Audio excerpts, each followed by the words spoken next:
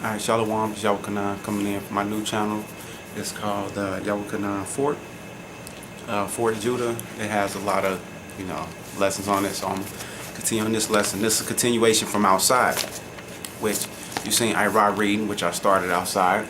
This goes back Mesamula with the elders put together. The RFID chip. You already know about all the chapters and so forth. You know you cannot get this book at any bookstore. You actually have to get this from a GMS in good standard member. Only way you're gonna get it. I'll make some copies for the Akims in our camp and so forth. And that's the only way you're gonna get this book. But we was reading chapter 6 outside, the Mark and martial law, because it's here in Wisconsin, of course, but it correlates and it runs right into martial law that will be coming. Because you had what? You had 2 riots in Milwaukee itself over the last year and a half. So I'm gonna start with I'm just gonna read straight through, but you know a lot of the breakdown because we was on second Exodus. But this is chapter 6, the Mark and martial law. One instrument by which the RFID chip will become mandatory is through martial law. Martial law is the imposing of military rules, whereas armed military troops and soldiers replace civil authority, faculty, and personnel. Upon the sentiment of martial law, curfew are imposed, accompanied by the indefinite suspension of civil law, meaning no moving around, no traveling. Civil rights and habeas corpus permitted unlawful detention, that is detention lacking significant cause of evidence. See that? Which goes back to what the police are under right now. They can't detain you or hold you without circumstantial evidence. That's why, what did it say? Guilty until proven innocent. Martial law is declared during social unrest, civil uprising, and riots. 2nd Exodus 15:15 through 19, which we read outside. But I'm gonna read again and go straight through it because this is what's coming to America. We here to forewarn you people. Which I got a couple more precepts behind it, but the 2nd Exodus 15 through 19. For the sword and their destruction draweth nigh, and one people shall stand up and fight against another, and swords in their hand, and that's civil unrest, that's the race riots. For there shall be sedition among men, and invading one another. They shall not regard their king nor princes, and the course of their action shall stand in their power. So right now you got the senators, the mayors, the governors, the aldermen, the congressmen. They can pass orders down that people will actually listen to. In those days, all that's going to be cut off. A man shall desire to go into a city and shall not be able, because they're going to be quarantined, they're going to be blocked off, they're going to have checkpoints, and isn't going to be any movement. For because of their pride, the city shall be troubled, the houses shall be destroyed, and men shall be afraid. And you see it said because of their pride. The few, the brave, the Marines, that whole pride spirit that America has pushed out is going to be coming to the end. Shh.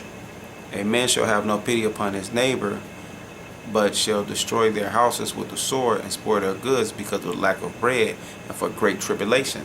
So even the scriptures even got more in detail to explain to you why these things going to be happening, because it's going to be a lack of food. And we know when people ain't got nothing to lose, they do what? They lose it. Zechariah 14:1. So let me get that. I'm going to use my phone real quick. I like to add a little couple of precepts to extend it out.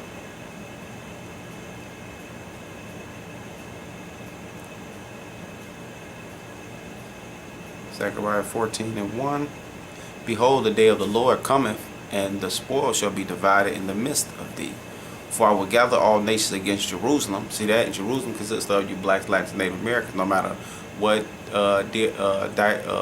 no matter what geographical where you live, or no type of social status that you on, all nations will be gathered against you to do battle, and the city shall be taken, and the houses rifled. So let's look up rifle. So the city's gonna be taken, to plunder, spoil, to plunder, to be plundered, be rifled. So when you say you got spoils, that means the women gonna be taken from their husband, their boyfriends, their sons, and the other nations will be able to do what they want to. That's why they're gonna send in the UN, the United Nations troops, and the houses be taken, and the houses rifled, and the women ravished. So let's see what ravish mean. To lay down, down, lay on, to lie of sexual relation. See that? So the women gonna actually be getting raped. And half of the city shall go forth into captivity. See that? It said half of the city. It didn't say all of Israel. And the residue, see that? Residue, let's look residue up. Raiment. See that? The raiment is mostly going to raiment. The rest, the others part. Superiority, excellence. See that? The raiment, meaning the elect of the people, shall not be cut off from the city. See that? Because we're going to still be able to have freedom and move. Why? Because the spirit of Yahweh Shah is bringing these things upon us. So those of us that's leaning on to our Father now, it's going to be the ones to be protected in those days. Then shall the Lord go forth and fight against those nations as when he fought in the day of battle. So Yahweh Shah himself going to actually fight against those nations as he fought in the day of battle. See that? Which that goes back into the time of Joshua. It goes back into the time of Moses.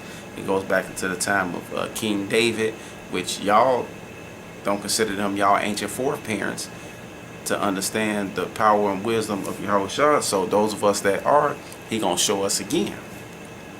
Damn, I was about to get something that triggered my mind. It'll come back to me. And his feet shall stand in that day upon the Mount of Olives, which is before Jerusalem on the east, and on the Mount of Olives shall clean in the midst thereof towards the east and towards the west. And there shall be a very great valley, and half of the mountain shall remove towards the north, and half of it towards the south. Meaning what?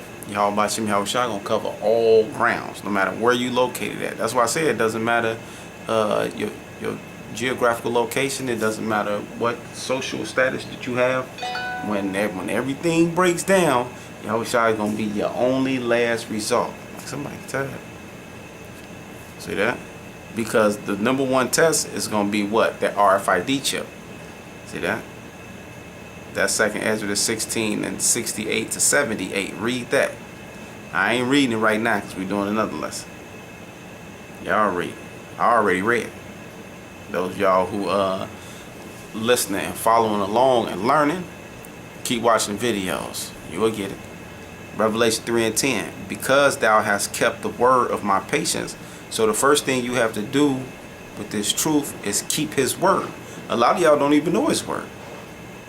I also will keep thee from the hour of temptation, which shall come upon all the world to try them that dwell upon earth. So whether you want to be an Israelite, an African American, or whatever you want to claim, if you want to be Nubian, if you want to be, what else they got out there for y'all?